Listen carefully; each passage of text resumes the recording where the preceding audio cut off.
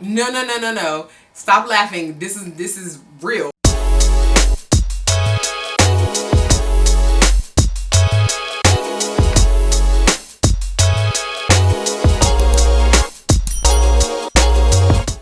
Hello ladies, welcome back to the Life of Jada A, where we discuss all things motherhood, entrepreneurship, and women empowerment.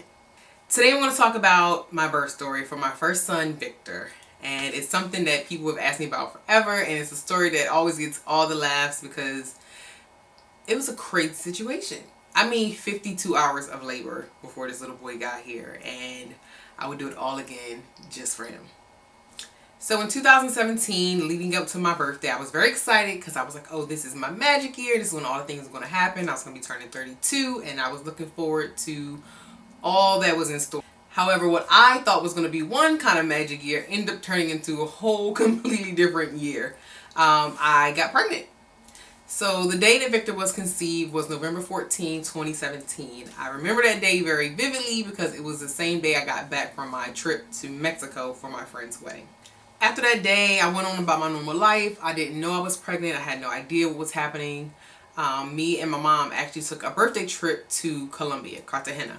And it was the best trip. One of the best trips ever for me. The thing about it, which was funny, and there were telltale signs on this trip that I was pregnant, but I had no idea. I had never been pregnant before, and nothing gave me a clue. So one of the things was I was like super duper tired. And I remember my mom kept yelling at me. Anybody who knows my mom parties. Like, my mom can go way harder than I can. And so on this trip, we would like do stuff all day, and like clockwork, every single night around 9 o'clock, I was like, I'm going to bed. I was exhausted. And one night my mom was like, hey, why are you messing up this vacation? You keep trying to go to sleep. I just said, look, I had a really rough year, and this is what I want to do for my birthday trip. I want to sleep. I said, I worked really hard. I've been rocking and rolling with this business. I just want to sleep. This is the only time I'm getting to sleep all year. Please just let me sleep. And so after I said that to her, she just allowed it. And I was like, great. Now, I was a little scared because I knew that my cycle was due to come on during this trip. And I was just like, Lord, please just let me get to my birthday. If you just let me get to my birthday, I'll be happy. Let me enjoy my day with no cycle. Little did I know, he had a lot of other things going on.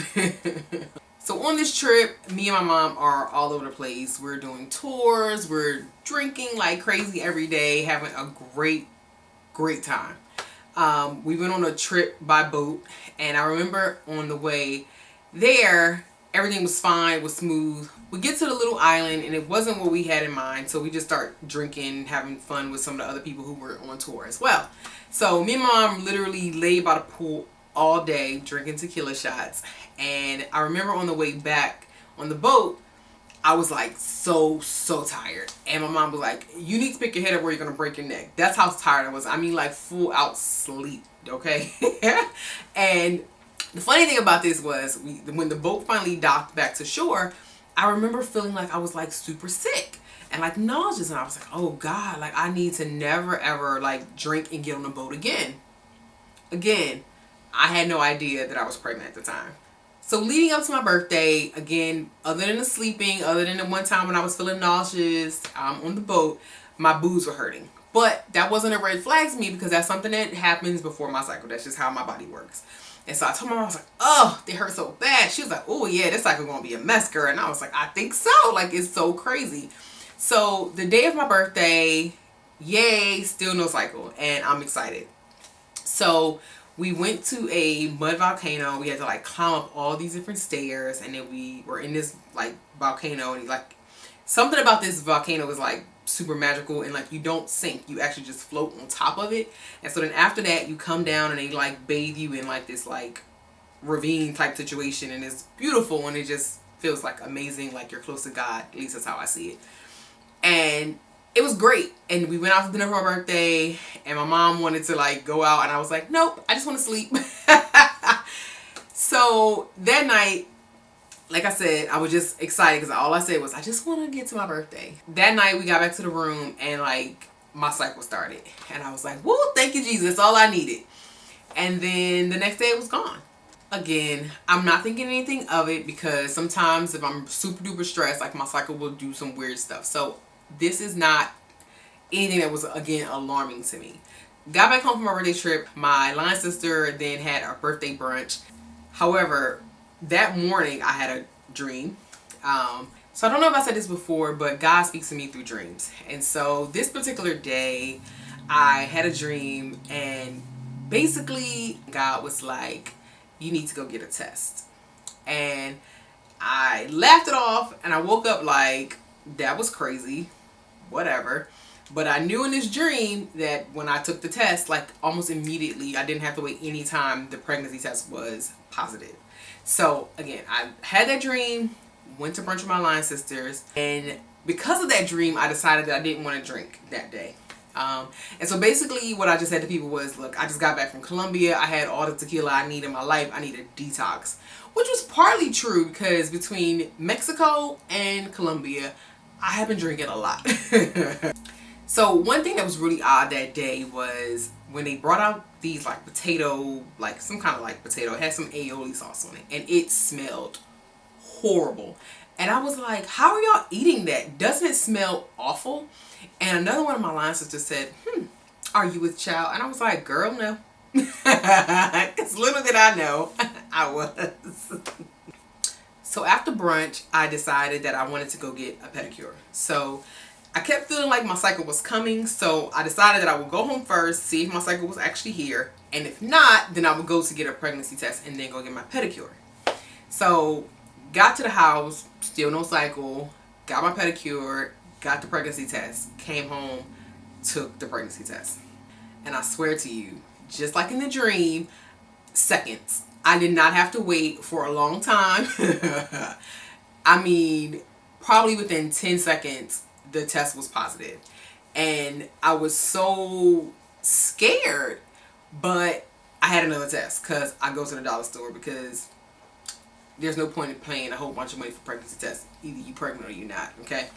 So I was like, okay, I'm going to take another one in the morning because we know that those are the more accurate ones. Meanwhile, I call my best friend, and literally the only thing I can say to her is,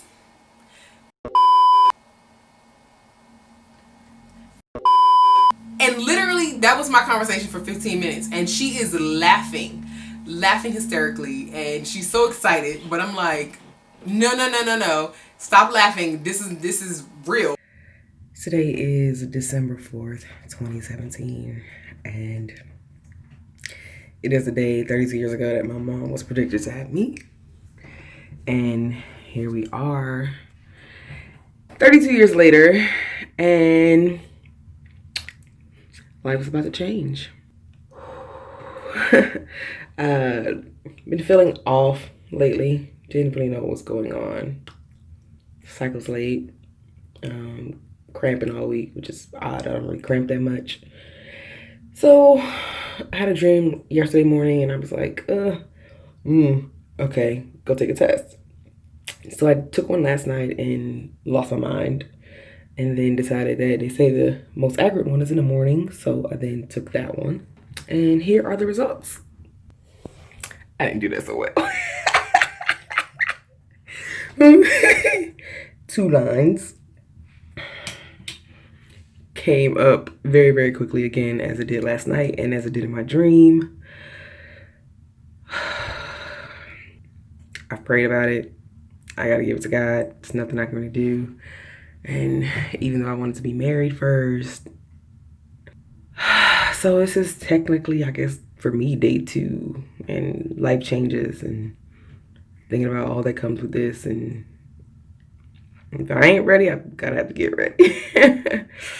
So I found out on a Sunday, got it confirmed on a Tuesday, told my boyfriend, who was not my boyfriend at the time, as a matter of fact, because we had just broke up. And I went to his house and I told him on Tuesday after I came from the doctor's appointment. That was a very interesting conversation. And both of our lives have changed, okay? So after my pregnancy was confirmed, they gave me a due date of August 8th. If you're into like numbers at all, that's like a really, really like great number. So he was supposed to be due August 8th, 2018. And I love numbers. I'm really big on like how they roll off your tongue and like meaning and all those different things. So I was really excited that he was supposed to be born that day. So I said I was going to try this video blogging situation through this pregnancy. Figured it would be a nice gift to give my unborn child one day. And for them to know what they put me through. So I'm currently 8 weeks and 1 day. And I started getting nausea around week 6. It came out of nowhere and has been killing me for the last 2 weeks. The last couple of days have been almost unbearable to the point where I only really like cereal and things that are cold. I'm also not eating enough, so that isn't helping the nausea any, but I just really can't stomach many things these days. But also realize that when I cook, I love it the first day and it smells so good. And then after I eat it, I no longer can stand it. It smells awful in the house, and Anna has had to throw everything away because I can't. It's disgusting and it makes me gag. Oh man, every day I'm in disbelief about what I've been given as this new assignment, and even though it's completely unexpected, I can't say that I don't believe that it's a miracle and a blessing and all those things. And maybe once this first trimester is over and I can stop worrying so much and, get excited about the journey ahead. So we'll see. 8 weeks, 32 more to go.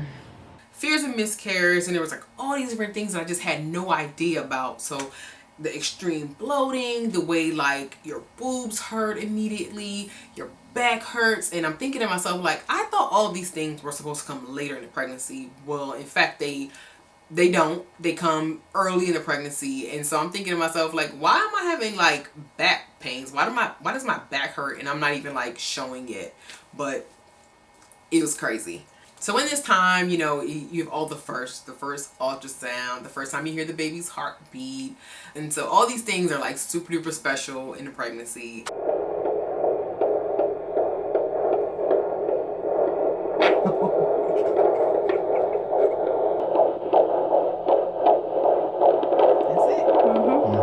Honestly, it was a pretty easy pregnancy, and other than like me being nauseous, like literally for the first trimester, I was nauseous every single day. Not in the morning, all day. So today is February 5th. It's like 1 o'clock in the morning. Today marks 13 weeks, 5 days. So a couple more days and I'm out of this first trimester. It has been trying, to say the least. There are days when it's been completely unbearable. But, you get through. And everybody keeps saying it'll pass, it'll pass, it'll pass. And I am praying that comes where this nausea stops. Because nausea for 24 hours a day is really, really bad. One very interesting thing is that I've passed on some symptoms to my mom. So, she always wanted to be a grandmom. So I said, this is what you get. She actually does all the throwing up, which is good. She's always also in the bed super duper early and cannot stay up late at all anymore, which is odd. One day, for instance, I was sleeping and I like woke up out of my sleep and I was so nauseous, and it was like 3:30 in the morning and I'm rocking on the bed because I'm so nauseous. And so the next day I talked to my mom and I'm like, oh my gosh, this is what happened to me. And she was like, around 3:30, 3:45. She was like, yeah, I jumped up out of my sleep and I had to go throw up. And so I was very excited because I was like, yes, you can have all the throw up. I hate throwing up. It's such an ordeal. And I just had the nausea. And so there were times when I felt like hopefully I could throw up because maybe then I would get the relief, and it just didn't happen. But things are going well. Every day it's a new adventure. Every day I'm learning to just take it all in, embrace the new journey, and really just keep it moving. I'm still on this kick with like things that are like cold and like sweet. So like applesauce, apples. I had some pineapples today, but when I tell you they were amazing, okay. Vanilla ice cream is also pretty much love. Okay, Jesus made it. But yeah, it's been a journey. There have been some days where I literally have to just come and just sleep it off for a couple hours, and then I can get back to doing work. I'm trying to embrace this journey. I'm trying to really embrace the days where I am not so nauseous. There have been a couple more days like that, since probably week 11, maybe Saturdays. I don't know. Maybe I'm allergic to work. Who knows? I don't know. But praying that that ends soon, and everything's fine with the baby. So literally from the start of my pregnancy through like the first part of that second trimester, I was just sick all the time. It was to the point where I would come home every single day and I would just lay on the couch because I couldn't do anything else because I was so sick and so nauseous. There were different times when I had photography events, and if you know me as a photographer, I don't sit down. So even with events, I don't care if they're like 4 or 5 hours, I'll literally be going the whole time. I just have an adrenaline rush. However, in this time, I'm literally taking breaks. I have to like go in the corner and sit down because, either I'm tired or like people smell funny, and like all the smells were just getting to me. I couldn't even take public transportation anymore because the smells were that bad. Everybody just smelled like dirty clothes. It wasn't good. So there were a couple things that were important to me throughout pregnancy and labor and all of those different things. And like one was, all my life I never ever wanted to know the gender of my children before they were born. I figured you're only gonna have two, either a boy or a girl. You're not gonna have anything else, so you might as well just have it be a surprise. And so I never wanted to know. And all of my friends were like upset at me because they're like, what are you doing? Like, how can you plan? And I'm like, just get everything that's neutral. I don't understand. Like, all you need is onesies. Like, what's up? So most of my stuff was like green or like white, yellows, orange, things I like anyway. I'm not a girly girl, so I really don't like pink anything anyway. So I'm glad that we didn't know ahead of time, because if I had a girl and like everybody bought pink everything, I would have been like upset because I don't like it. The other thing is, for my birth plan, like I never wanted to get an epidural. I'm a person that I don't really like drugs. Like I don't like taking like Advil, aspirin, Aleve, any kind of pain relief. I really don't like taking. I just feel like people take these things and it's like, how do you know when you're actually done feeling the pain if you always are taking something? So my friends know if Jada takes some kind of like pain medication, I am like in serious pain. And like the few things that could really get me to take it is like maybe a headache, like it has to be like really, really extreme. But for the most part, I don't take meds at all. And because I don't take meds, they also have a different effect on me. So for instance, Claritin, that's like non-drowsy, it like puts me flat out to sleep within like an hour because my body's just not used to like taking anything. So I was always scared to take an epidural for that reason, because I'm like, I don't know how my body's going to react to it. Also, I have friends who have had epidurals and had like really bad experience with it, whether it was somebody I know who like kind of like they hit something wrong and she had to go into like an emergency C-section, or had other people who I knew with children and they have like back pains forever because of their epidural. I even had two people I know who I'm close to who they both have multiple children. Both of them had an epidural with their first, and then accidentally didn't have epidural with their second, and then from there they decided that the second way was so much better, so they just went and had the rest of their children without it. So I really wanted to just have no medical interventions. I wanted it to be a very peaceful birth, and I wanted to have power over my body and my birth. So because we didn't know the gender, we really were kind of procrastinating on looking for names for our baby. So finally, it was a Wednesday, I remember, August 1st, we decided we're going to look for names. And I remember I went to work that day and I told everybody, okay, I'll see y'all tomorrow, because the next day we had a going away party for one of our interns at work. So I go home, we finally start looking for names, and I'm so excited, right? Because I'm like, yay, if it's a girl, these are some of the names that I like. If it's a boy, these are some of the names I like. And we both did that. Me and my boyfriend both did that. And so my boyfriend is Nigerian, and I really wanted a name that had like a really strong meaning. And even before like he was in the picture, I've always said that I wanted kids with strong names. Like I don't believe in just naming kids anything. I feel like naming your child sets them up for like the path.